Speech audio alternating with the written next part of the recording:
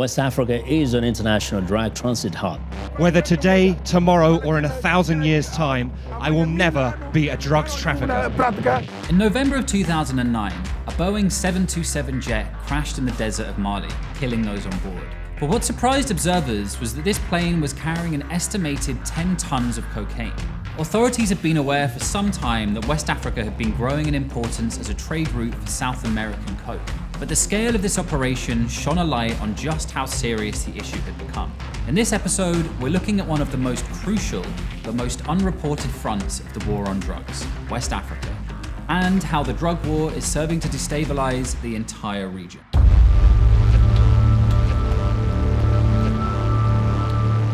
The background to this is pretty simple. People in Europe really like taking cocaine, and criminal groups in South America really like selling it to them. As law enforcement tightened control on some traditional routes into the US and Europe, West Africa seemed to present an ideal alternative. The last 2 years have seen record cocaine busts in the Gambia, Cape Verde, and Senegal. West Africa as a region is very vulnerable due to corruption, unemployment, poverty. It makes it very conducive for drug traffickers. In most developed countries, authorities use the amount seized by law enforcement to estimate the size of the actual market. But in West Africa, the rate of shipments being intercepted is so low that this vastly underestimates the extent of the issue. It's very difficult when you are discussing these issues as to the magnitude of the impact of these drugs. Data is limited or non-existent. To get some sense of scale though, some experts estimate that the cocaine trade in West Africa alone is worth about $2 billion a year. That's about equal to the total legitimate foreign direct investment into Nigeria in 2018. And you can't have this much dirty money circulating through already fragile economies without it having a massively corrosive effect. This is a crisis throughout West Africa, but probably the clearest example is the tiny country of Guinea-Bissau. Guinea-Bissau is one of the poorest countries on earth. It's about the size of the US state of Maryland and has a population of about 1.9 million people, around 70% of whom live below the poverty line. And over the past decade or so, it's become known as Africa's first true narco-state. Experts and journalists argue endlessly over what exactly constitutes the definition of a narco-state. But it's essentially a country in which most levels of economic and political power have been corrupted or completely co-opted by the drugs trade. Colombia in the 1970s, Afghanistan from the 2000s onwards, and Mexico today could probably be examples. So how does Guinea-Bissau stack up in the narco-state league table? Well, here's a guy called Jose Americo Bubo Nachuto, the former head of the Guinea-Bissau Navy. He spent much of 2012 planning to import several tons of cocaine from South American guerrilla fighters, collecting a tidy $1 million a ton as his fee. We asked him straight up, are you involved in drug smuggling? Whether today, tomorrow, or in 1,000 years' time, I will never be a drugs trafficker. I just sit here waiting for their evidence. You can tell the truth, or you can tell lies about your enemies. As it happened though, those guerrillas were actually American DEA agents. And only 6 years after that interview, Nachuto was arrested on board a luxury yacht, taken to New York, and sentenced to 4 years in prison. This wasn't some random Coast Guard officer or local police detective taking a bribe. This was the head of the Navy.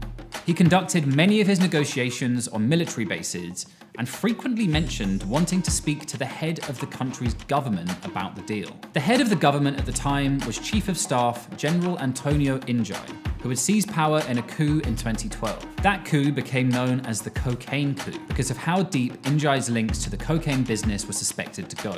And in 2013, Injai himself was indicted by the US on drug trafficking charges, although he's denied any wrongdoing or involvement in trafficking. So this is a situation where the war on drugs has co-opted the navy of an entire country. And instead of traffickers trying to influence politicians with bribes or threats, people allegedly tried to seize power for themselves in order to better control the drug trade. Over the past decade, Guinea-Bissau may well have seemed less like a country with a drug problem and more like a drug cartel with a flag. But it's only the most extreme example of the narco-corruption prevalent across West Africa. And this has serious consequences for the people who live there.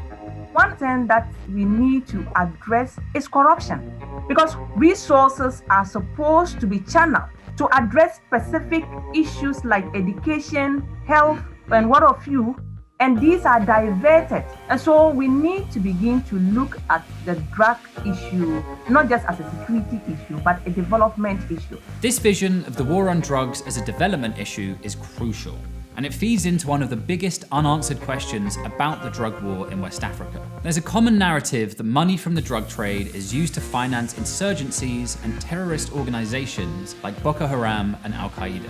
This is certainly true elsewhere in the world, from South America to Afghanistan, but in West Africa, this narrative is often pushed by authorities as propaganda to continue expanding and funding fighting their war on drugs. But the truth is, we simply don't know how deep these links go, or if they're there at all.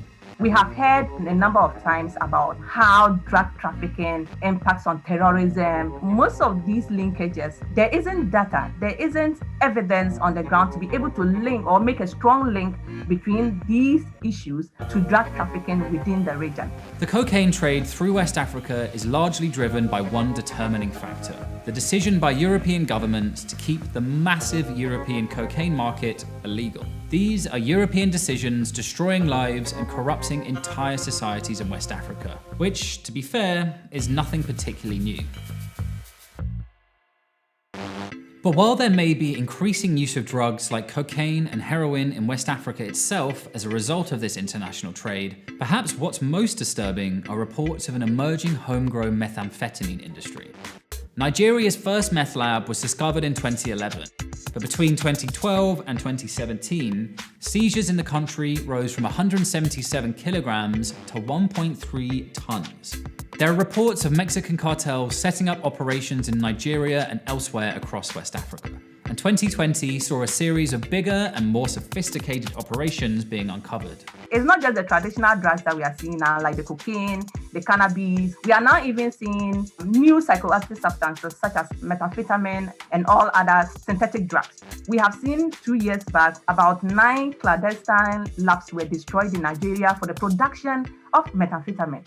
An explosion of homegrown methamphetamine would be a step change in the West African drug scene. Looking at places like the US, Thailand, and the Philippines, the thought of a domestic meth explosion being added to the mix in countries like Senegal, Nigeria, and Ghana is pretty terrifying. Coronavirus hasn't stopped the global cocaine trade, but it has caused huge disruption to people's lives, leading to reports that local drug supplies are becoming more and more adulterated. Meanwhile, the new president of Guinea-Bissau, Umaro Sissoko Embalo, seized power in early 2020. While there's no suggestion that Embalo himself is part of the trafficking network, local observers expressed concern that he came to power with the support of the military, reminiscent of the 2012 cocaine coup. So, all things considered, the immediate future looks pretty bleak for the West African drug trade. But one thing is almost certain. The same war on drugs approaches to tackling these issues that failed in all those other places are probably not going to help in West Africa either. We'd like to congratulate drugs for winning the war on drugs.